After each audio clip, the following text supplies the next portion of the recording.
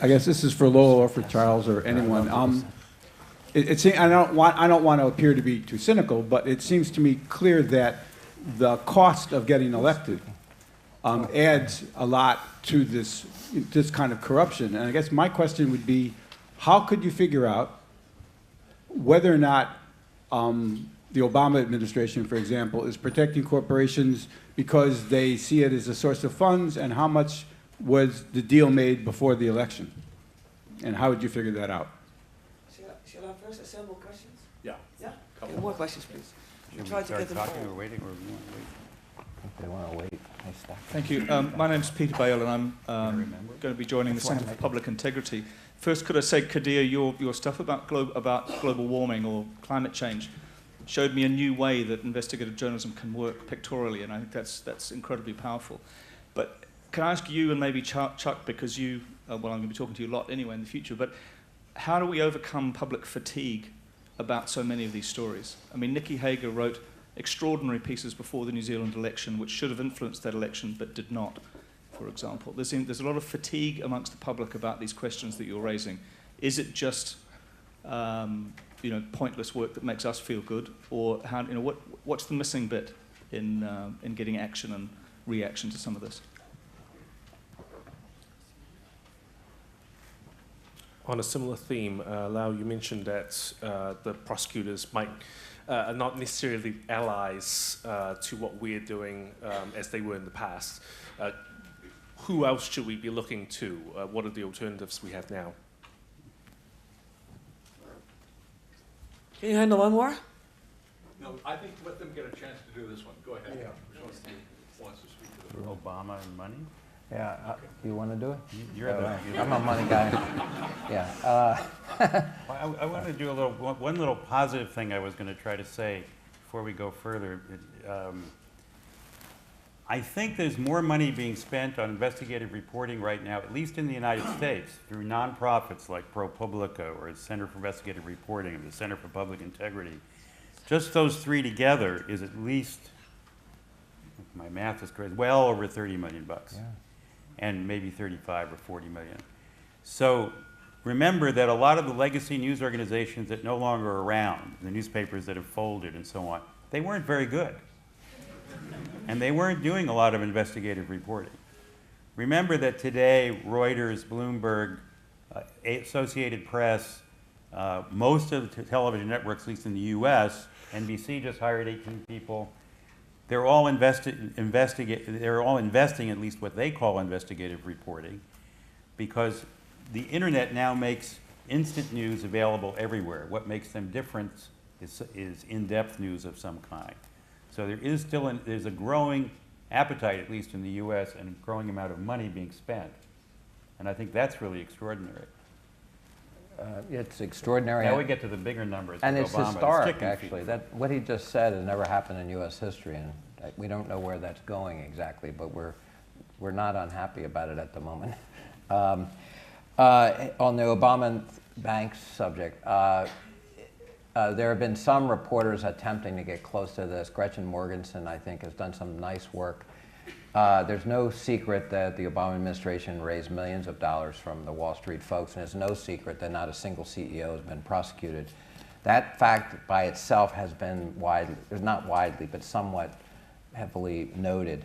The problem is, back to the anal retentive problem I mentioned, what's needed here is to do a little, there have been allusions to the SNL crisis. I think I did the first SNL story on 60 Minutes, possibly back in the mid-'80s. The worst financial crisis in America after the Depression was that 80s crisis. Most of the press missed that story, which is one of the reasons I started the center, because it bothered me what was happening or not happening in Washington. Supposedly, it's been written by Morgenson and others that there were more prosecutions by the Reagan administration of financial institutions. Now, part of that is because they were a lot of Democrats. They were in the southwest part of the U.S. I mean, I don't know, I don't accept that at face value, but what I'm getting at is there is some evidence that what has happened here with Obama is extremely notable. It requires going through all the banks in America and all their contributions and then tracking that directly. My investigative reporting workshop was the first and only people to put up 8,000 bank records for every bank in America called Bank Tracker from Federal Records, and also to put savings and loan, thrifts, I guess, the other little smaller banks, I'm blanking on the name, sorry. And we put all that up, and we were asked by the banks, don't publish this, it'll create a run on the banks. It was a few months after the meltdown, and the New York Times was afraid to do it. The public editor said, we're afraid there'll be a run on the banks. We knew that a paper in Florida had done it, and we also knew that the person who wanted to do it, who was working with me, had already done it 10 or 20 years earlier in small print, so we put it up there, and we ignored the threat by the banks, and there was no problem. What is needed is a systematic investigation looking at the money, the contributions, but also the coziness. And a lot of the former bank officials went into the administration in addition. So that is a story where everyone kind of suspects it, but no one's documented. This goes beyond the banking situation because, for example, I've been focused for at least 5 or 6 years now on the Foreign Corrupt Practices Act, which has to do with overseas bribery. The Bush years, ironically, I suppose, I didn't expect it, the head of the criminal division tripled the size of the prosecution force on Foreign Corrupt Practices Act cases, and they jailed the CEO of Kellogg Brown and Root for bribing the Nigerian government over a 10-year period. And he went to prison. No parallel prosecution has taken place in the 7 years of the Obama administration. They have indicted middle and low-level officials of various companies, but nobody at higher ranks, and nobody's gone to jail yet. What about the fatigue question? Oh, the fatigue, well, you know, environmental stories just in general are amongst the hardest stories to sell to your bosses, the New York Times or... Well, it is hard, but at the same time, I think it has to be of interest of everyone. I mean, and I hope the story resonates in this room a little bit, but I mean, we're heading into an incredible human disaster, which maybe we will not experience in our lives. But I mean, we are sitting in London here, and in New York, and in Boston, and in Miami. So as I said, not just far away. So I think it was 3 years ago when I started, and I was talking to editors and colleagues. Everybody was like, that's not a very good idea. But I think, you know, I mean, like Sandy and other events, recent events, natural disasters, or if you want to call them natural disasters, help to bring some attention to it. And, you know, I mean, yeah, it's around the corner, and it's happening here as well. I mean, you're not safe in London either. And, there is more coverage. Live on a boat. Good. ProPublica found that 1/6 of the land mass of Louisiana has disappeared into the ocean. There's starting to be coverage, but not enough. I totally agree. And journalists have been very cautious up until now, and they're starting to shed some of that caution that, hey folks, there might be a little problem here. Start acknowledging it. The so-called mainstream media has been extremely reticent. And the problem is that if you look at the US East Coast, if you see where the GDP actually comes from, how many people live on the East Coast, it's just staggering. Right. But the question is also about fatigue. You know. We write more and more stories to show pictures. Seeing is believing is a very different way of communicating. That will help with the fatigue factor. I think the pictures that we saw, the video is so astonishing. It was magnificent. When's this running, by the way? Well, it ran in the New York Times. Oh, it already ran. Okay, yeah, sorry. And then I I still, thought I closed it. I would say it's still, today's paper is generally about the price of oil is going down. Yeah, well, that's true. Consumption will be going up as a result.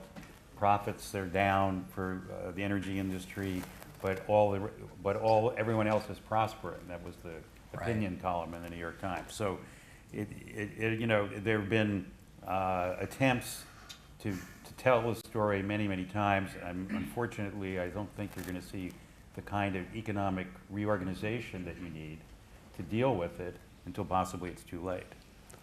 Yeah, up there.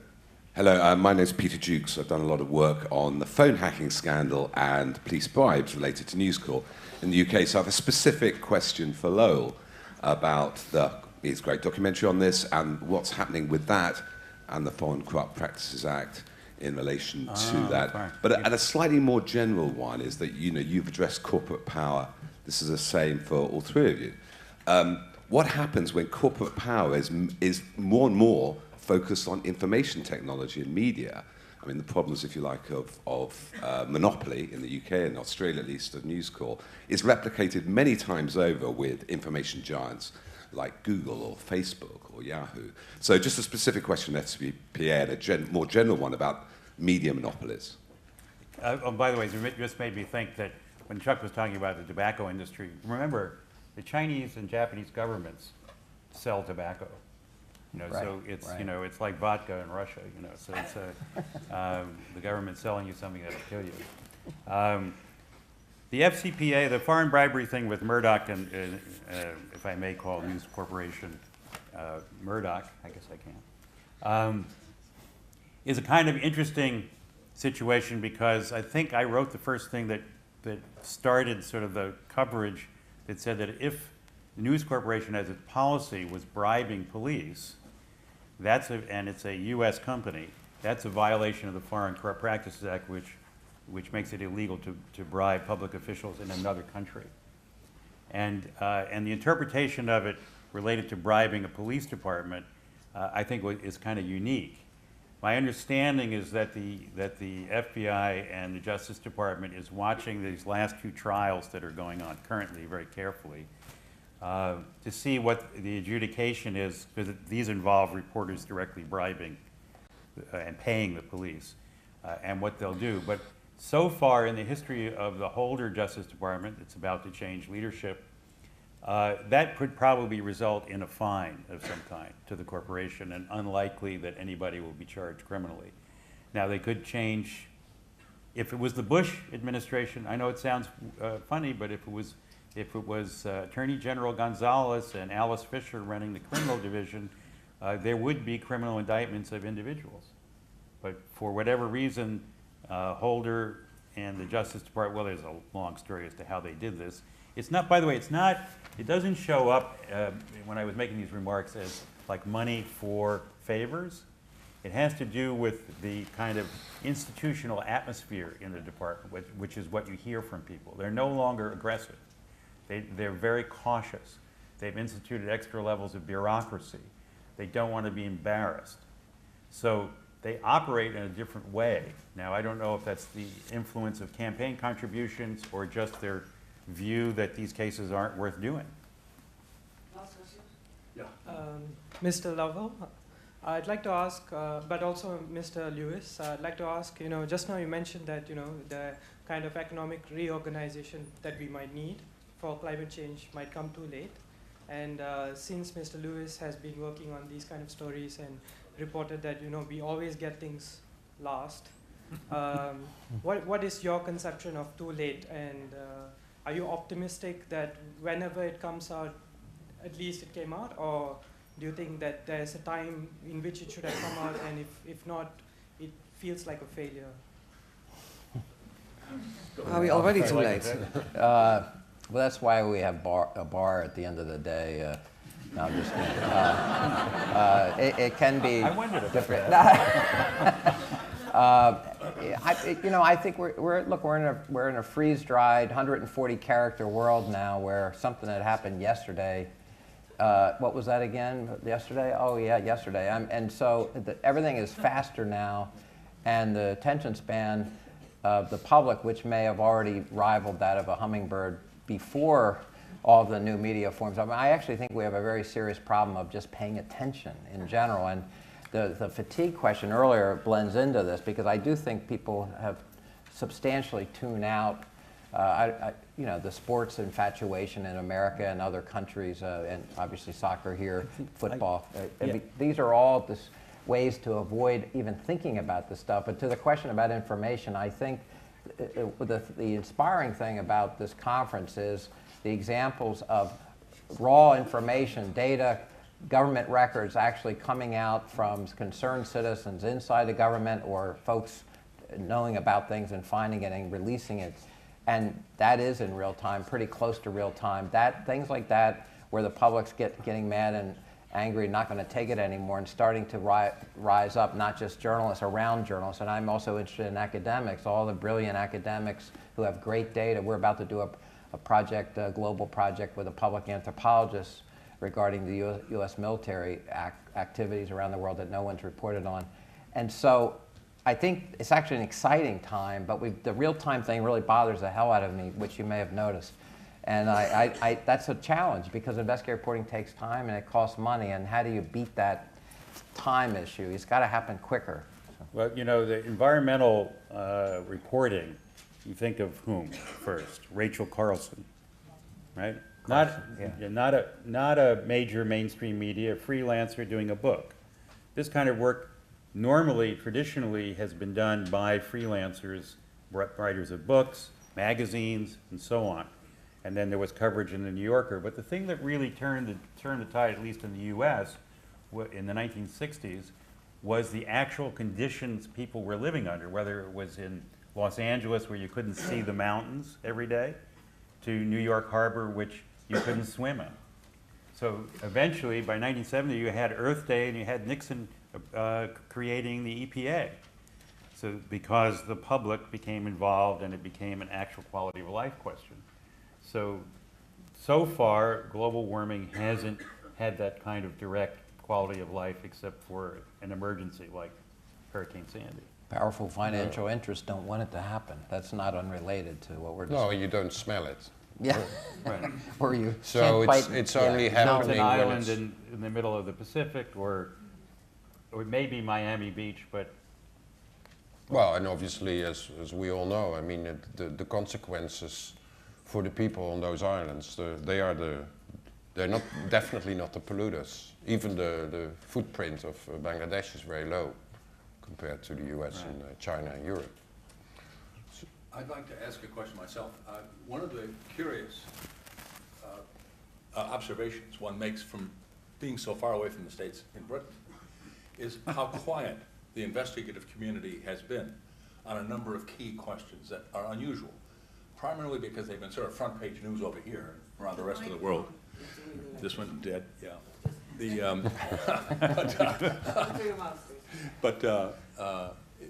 One of the things that was odd, we've been connected, some of us, with the Assange revelations and the Snowden revelations. And these have had a curiously limited circulation in the States. And given its front page prominence today in Brazil, in Argentina, in India, Pakistan, in most countries, this is a huge issue. And hasn't been quite that same issue, probably because the New York Times has published almost nothing of it. And the Washington Post has published sort of like 1/20th of it. But the question is, the investigative organizations like IRE and some of the others have never touched it. They've hardly ever mentioned it. I've always thought it's astonishing that given the severity of this stuff, that nobody is ever talking about it. Perhaps either of you would love to comment on this. He can't wait. No. I gave never mind. First of all, there's an interesting part of the revelations and the choice by whoever in the handling of the Snowden information was initially to cut the New York Times out, right? So there was clearly some institutional bad feeling there, and that had to do with the treatment by Bill Keller of Julian Assange, right? Directly. So one of the problems in the media business is that many of us, I'll include myself, have egos, and are very egotistical, and we want the story first, or we want to control the story, and editors especially get enamored of that, and so you're seeing some of that. But I would say that what's really in the long term amazed me is the use to which Chelsea Manning's information has been, the use to me, just as a reporter, of that information And the number of times that you see WikiLeaks or Wiki documents or things like that in various people's stories. That's the first part. The Snowden, I'd have to, and by the way, 60 Minutes did a very, I thought, even-handed job with Julian Assange, and two-segment thing. And then recently, Brian Williams at NBC did the equivalent of a network hour, which is 42 minutes. The rest is all commercials. But they did that with Snowden. And it was I thought, a very even-handed interview, and But probably the best thing that's come out so far. Well, in any they were as personality profiles. I think what actually happened was a very delicate portrait of them as human beings came out, but the actual substance of the revelations, hardly a word. Very, very little. You know, when I've come to Europe, I notice the dichotomy, not just in England, but other countries here in the area. They view the U.S., and I share the vision of this. There is an obsequious nature by the leading news organizations. There is a deference to power when it comes to national security. You know, bureau chiefs of certain elite papers that are based in New York, gosh, I wonder who that could be, will run a story by folks across the river before it's published. And there has always been a reticence. The extent of spiked stories at the times during the Iraq War has not fully been told still. There are other stories that, including one involving Jim Risen, by the way, that has never been told. So I do think there is a different attitude about when you're a national security state that you've built up since the nuclear age, and you've got nearly 1,000 bases on planet Earth, and the world is your playground, and Dick Cheney sends out holiday cards comparing the U.S. to Rome. There is not a great interest in investigating this subject by the media. That's my view. Let me play devil's advocate here. The United States is the only country that I know of in the world where you can publish national security secrets in the newspaper and not get arrested, or have your hard drive destroyed or your computer destroyed. As in Britain, when the Guardian can publish information from Snowden about the United States, but it cannot publish about GCHQ. Der Spiegel can publish very detailed article I was surprised with, names and addresses and all kinds of detailed information that the average reader doesn't need in Der Spiegel about NSA operations in the United States. And in Germany. Also about the BND under Der Spiegel. Right. We can do it. You can do it. Okay. So that's one of the few places you can. You can't do it in France, you can't do it in Canada, you definitely can't do it in Russia, and you can't do it in China. So the United States is the first country where you could do that. And actually Cy, who was here, when he was first publishing, one of the questions was he going to go to jail? So the precedents were, the prior restraint of that kind of publication in the U.S. disappeared with the Pentagon Papers case. But then but the Supreme Court said in that decision, if someone publishes, we can't stop them from publishing, but if they publish, they can be prosecuted under the Espionage Act. That hasn't happened yet in the U.S. And there are many countries where investigative journalists take a lot of risks to get in prison, not only in the States, but in many countries around the world, of course. This brings us to the end of the session. We are running really late, so it's going like this. No, we will catch up, no problem. We take half an hour break. 4:30 we start with Tools for Survival, and then we go immediately on to the interview with Assange. Yeah? So we skip the break at 5.